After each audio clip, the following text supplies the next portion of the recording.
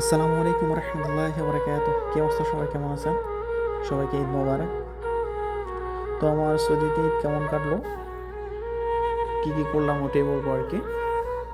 তো সকাল সকাল ফ্রেশ হয়ে গেলাম আর কি, এবং সৌদির ট্রেডিশনাল ড্রেস জুব্বা এবং পাগড়ি পরে নিলাম আর কি। পরে হাঁটা দিলাম আর কি মসজিদের দিকে। আর সৌদিতে সকাল সকালে ঈদের নামাজ হয়ে যায় আর কি, 6টা 6টা 30-এর মধ্যে হয়ে যায় আর কি। এবং রাস্তাঘাটে খুবই পাকা, কারণ হলো তারা গাড়ি দিয়ে চলাফেরা করে।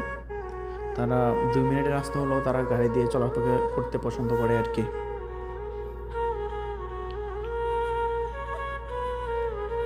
আর আমার ঈদ অন্য দিন যেরকম ফিল হয়, ঈদের দিনও ওরকম ফিল, বাড়তি কোনো আলাদা আনন্দ বা কিছুই নাই।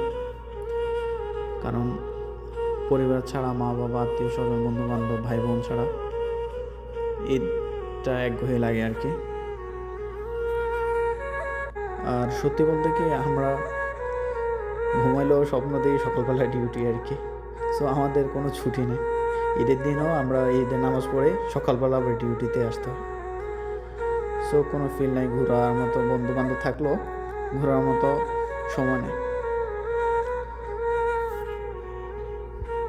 আচ্ছা, আপনারা কি জানেন সৌদিতে ছেলে এবং মেয়েরা একসাথে ঈদের নামাজ আদায় করে?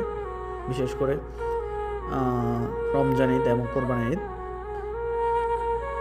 আর অন্য নামাজ আমি একসাথে আদায় করে না, শুধু ঈদের নামাজটা একসাথে আদায় করে। এবং সামনে 2টা রুম থাকে, সামনের রুমে থাকে ছেলেরা, পিছনের রুমে থাকে মেয়েরা আর কি।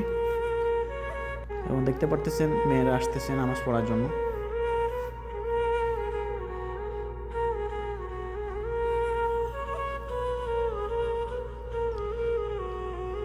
তো এদের কোনো তেমন কিছুই করা হয়নি, শুধু নামাজে মসজিদে গেছি, নামাজ পড়লাম, বাসায় ব্যাক করছি, তেমন কিছু হয় না। আর এটা মসজিদের ভিতর দৃশ্য খুবই সুন্দর।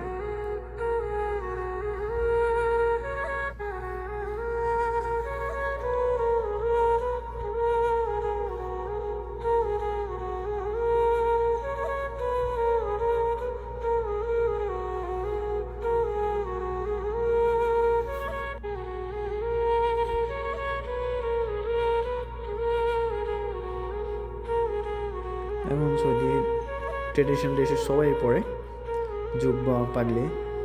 তো নামাজ শেষ করে বের হয়ে গেলাম আর কি। খুবই সুন্দর দৃশ্য।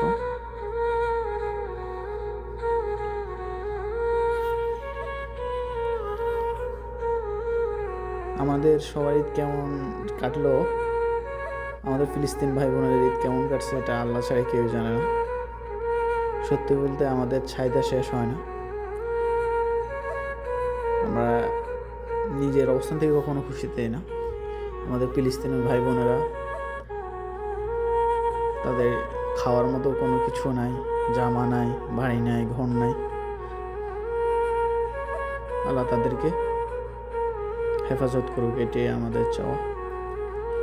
আমরা কিছুই করতে পারলাম না তাদের জন্য।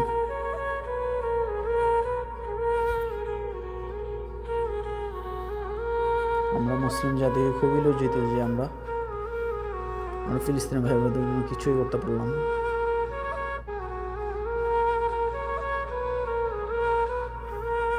সবসময় একটাই দোয়া করে যেন আল্লাহ তাদেরকে হেফাজত করে, এটাই।